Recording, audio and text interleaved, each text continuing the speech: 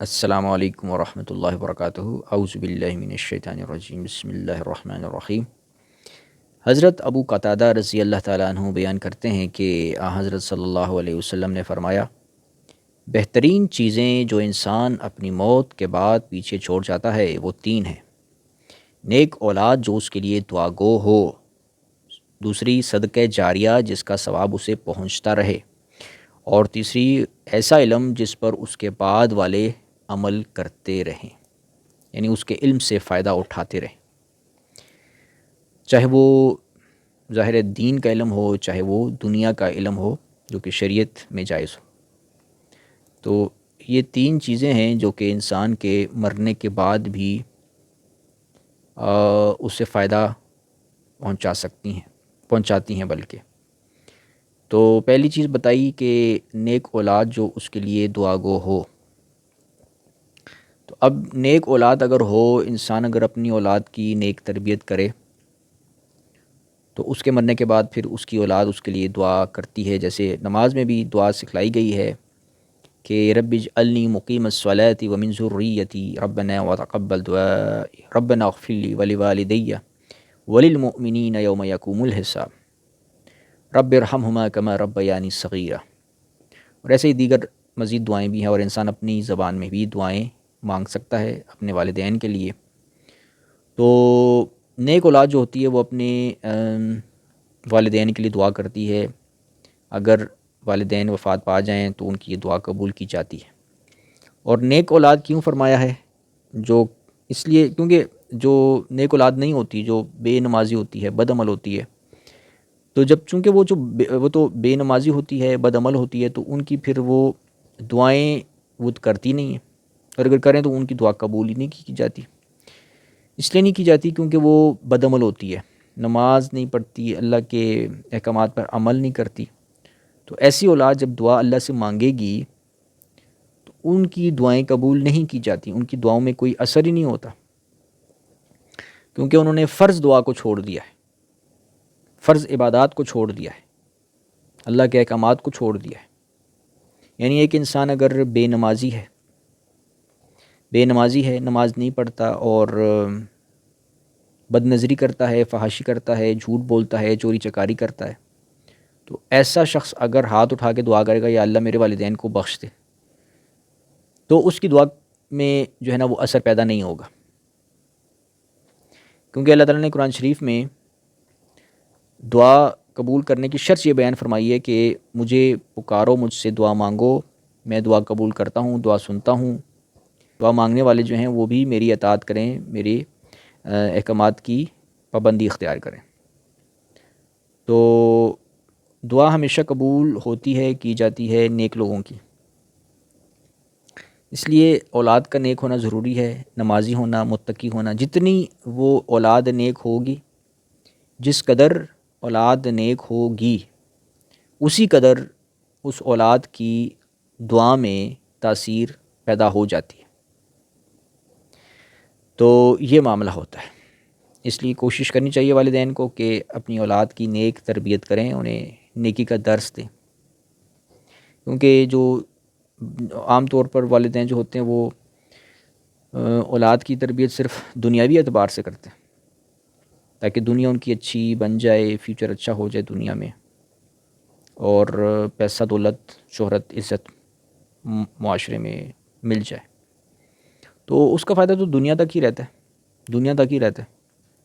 اور والدین کو اس کا فائدہ بھی دنیا تک حاصل ہوتا ہے، اولاد کو بھی دنیا تک ہی فائدہ حاصل ہوتا ہے، اگر وہ دینی نہیں بنتی، نیک نہیں بنتی۔ تو دنیا تو دیکھیں چند دن کی دنیا ہے، چند دن کی زندگی ہے، چند سالوں کی ہے، میکسیمم آپ 100 سال لگا لیں،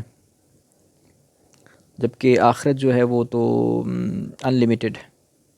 جنت جو ہمیں ملے گی، مسلمانوں کو، مومنوں کو ملے گی انشاءاللہ العزیز، وہ ان لمیٹڈ ہے، وہ ختم ہونے والی نہیں ہے۔ اس لیے اصل عقل مند وہ ہے جو کہ اس کی تیاری کرتا ہے۔ قرآن کے مطابق عقل مند وہی ہے جو اس جنت کو حاصل کرنے کے لیے اسے اپنا فیوچر سمجھتا ہے، اس کے لیے یہاں پر عمل کرتا ہے۔ وہ شخص عقل مند وہ ہے، اور جو دوسرا شخص ہوتا ہے کہ جو سمجھتا ہے کہ میں نے ابھی تعلیم حاصل کرنی ہے، ایجوکیشن حاصل کرنی ہے، ڈگری لینا ہے، ڈپلومہ لینا ہے، پھر جو ہے نا دنیا کمانی ہے، پیسہ دولت، امیر کبیر ہو جانا ہے اور اپنا فیوچر بہتر بنانا ہے۔ یعنی کون سا فیوچر ہے؟ وہ چند سالوں کا جو فیوچر ہے۔ تو میکسیمم انسان کی عمر 100 سال ہے، اور وہاں تک بھی بمشکل ہر انسان پہنچتا ہے، جبکہ جو انلمیٹڈ لائف ہے مرنے کے بعد جنت کی صورت میں، اس کو انسان نظر انداز کر دیتا ہے۔ جیسے کہ قرآن شریف میں آیات موجود ہیں، انسان جو ہے وہ اس جنت کو نظر انداز کر دیتا ہے۔ تو یہ معاملہ ہے کہ یہ پھر عقل مندی نہیں ہے، عقل مندی نہیں ہے۔ تو پہلی چیز بیان فرمائی ہے کہ نیک اولاد اس کے لیے دعا گو ہو، تو وہ دعائیں کرے گی، نیک اولاد متقی ہوگی، نیک ہوگی، تو والدین کی بخشش کا سامان پیدا ہوگا۔ اور دوسری چیز ہے کہ صدقہ جاریہ، جس کا ثواب اسے پہنچتا رہے گا۔ اچھا، نیک اولاد کے سلسلے میں جو بات حدیث میں بیان فرمائی ہے، قرآن میں ہمیں اس کی اشارے ملتے ہیں، جیسے کہ اللہ تعالیٰ جو ہے نا وہ کسی کی سفارش قبول نہیں کرے گا سوائے اس کے جس کو اللہ تعالیٰ اجازت دے گا۔ تو وہ سفارش یہی ہے، دعا ہے، کہ وہ جو اللہ تعالیٰ اذن دے گا، اور وہ اللہ تعالیٰ نے اذن دے دیا ہے نیک لوگوں کو، متقی لوگوں کو اذن دیا ہوا ہے کہ وہ دعا کر سکتے ہیں، وہ سفارش کر سکتے ہیں۔ یعنی سفارش سے مراد دعا ہی ہے، وہ دعا مانگیں گے، جتنے وہ نیک ہوں گے، جس قدر وہ نیک ہوں گے، جس قدر وہ متقی ہوں گے، اسی قدر ان کی دعا میں قبولیت ہوگی، تاثیر ہوگی اور قبول کی جائے گی۔ تو دوسری چیز بتائی جو انسان اپنی موت کے بعد پیچھے چھوڑ جاتا ہے، وہ ہے صدقہ جاریہ، جس کا اسے ثواب پہنچتا رہے۔ تو صدقہ جاریہ، ایک تو نیک اولاد بھی صدقہ جاریہ ہوتی ہے۔ نیک اولاد، کیونکہ نیک اولاد 5 وقت نماز میں دعائیں مانگتی رہتی ہے، تو وہ ایک قسم کا، اور نیک اولاد کی جو انسان نے تربیت کی ہوتی ہے، والدین نے انہیں نیک بنایا ہوتا ہے، با نمازی بنایا ہوتا ہے، انہیں اچھے اخلاق سکھائے ہوتے ہیں، بدیوں سے پرہیز کرنا سکھایا ہوتا ہے،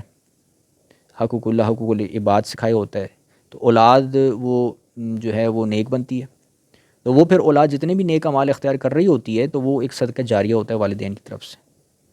تو اس لیے کہتے ہیں کہ تبلیغ جو ہے نا وہ بہت امپورٹنٹ چیز ہے، تبلیغ کرنی چاہیے، کیونکہ جتنے انسان تبلیغ کرتا ہے دوسروں کو، تو دوسرا جو اس تبلیغ سے جو نیکیاں حاصل کرتا ہے، تو وہ پھر ایک صدقہ جاریہ بن جاتا ہے، ثواب پہنچتا ہے اس کا۔ اور صدقہ جاریہ میں پھر بہت ساری چیزیں ہیں، جیسے کوئی انسان مسجد بناتا ہے، لوگ اس میں اکٹھے ہوتے ہیں، اللہ کا ذکر کرتے ہیں، نمازیں پڑھتے ہیں،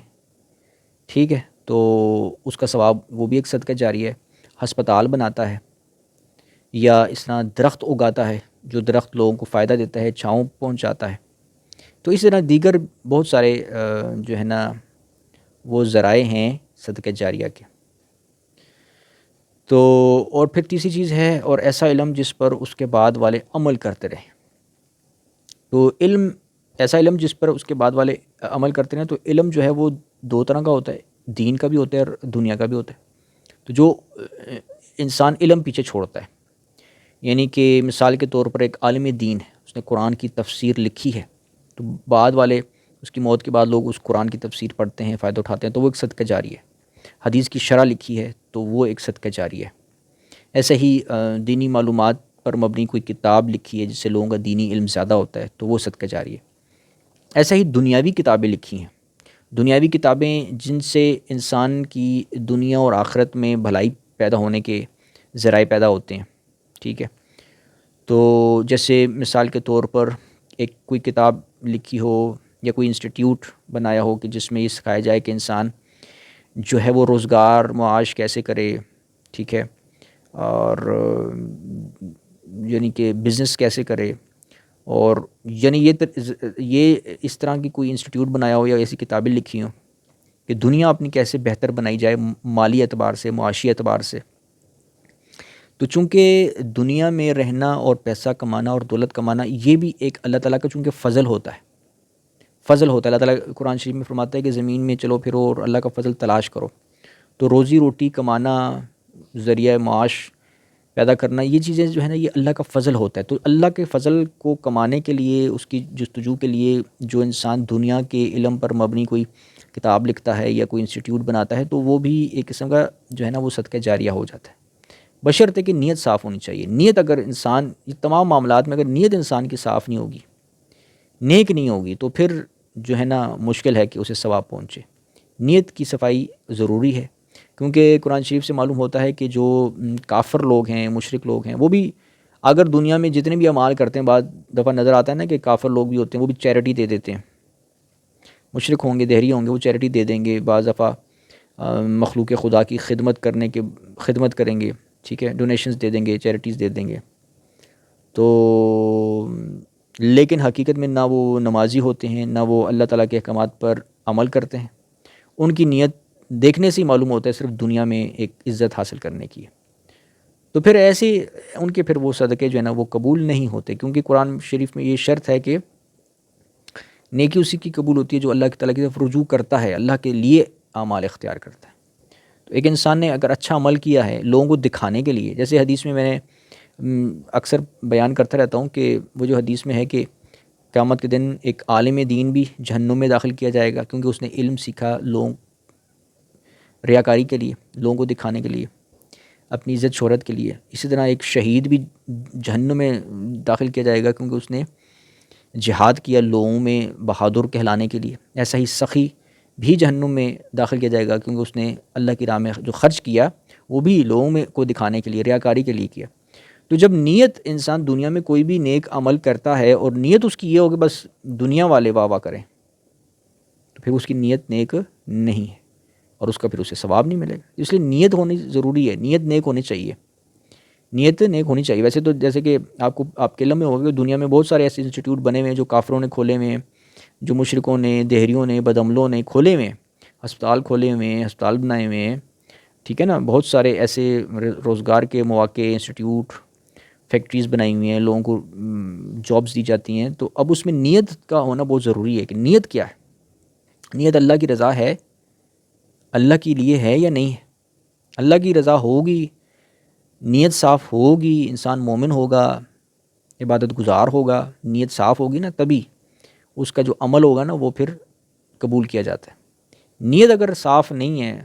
نیت انسان نے جتنے بھی دنیا میں اچھے کام کیے ہوں، نیکیاں کی ہوں، اور ہسپتال بنائے ہوں، اور جو ہے نا وہ مفت لوگوں کا علاج کیا ہو، کتابیں لکھی ہوں، سائنس کی ڈسکوریز کی ہوں، وہ نیت یہ ہو کہ بس دنیا میں ہی عزت شہرت چاہیے، اس کا ثواب پھر نہیں ملے گا۔ جیسے مرزائی قادیانی لوگ ہیں نا، وہ کیا کرتے ہیں، وہ دنیا میں بڑا اس طرح کی اپنی اچھائیاں ظاہر کرتے ہیں کہ ہم بڑی ڈونیشنز کرتے ہیں، غریبوں کو دیتے ہیں، یا اس طرح کے ہسپتال بناتے ہیں، تو وہ صرف ریاکاری کے طور پر کر رہے ہوتے ہیں تاکہ لوگوں کو اٹریکٹ کیا جائے اپنے عقیدے کی طرف، اپنے باطل عقیدے کی طرف اٹریکٹ کیا جائے۔ تو ایسے ہی دیگر باطل مذاہب بھی ہیں، وہ بھی بعض دفعہ ایسے جو کام کر رہے ہوتے ہیں نا لوگوں کی خدمت کی، تو وہ مقصد یہ ہوتا ہے دوسروں کو اٹریکٹ کرنا اپنے عقیدے کی طرف، اللہ کی طرف بلانا مقصد نہیں ہوتا، صرف ریاکاری، شہرت، عزت ہوتا ہے۔ تو اس لیے نبی کریم صلی اللہ علیہ وسلم نے جو فرمایا ہے کہ بہترین چیزیں جو انسان اپنی موت کے بعد چھوڑ جاتا ہے وہ 3 ہیں، نیک اولاد، اس کے لیے دعا گو۔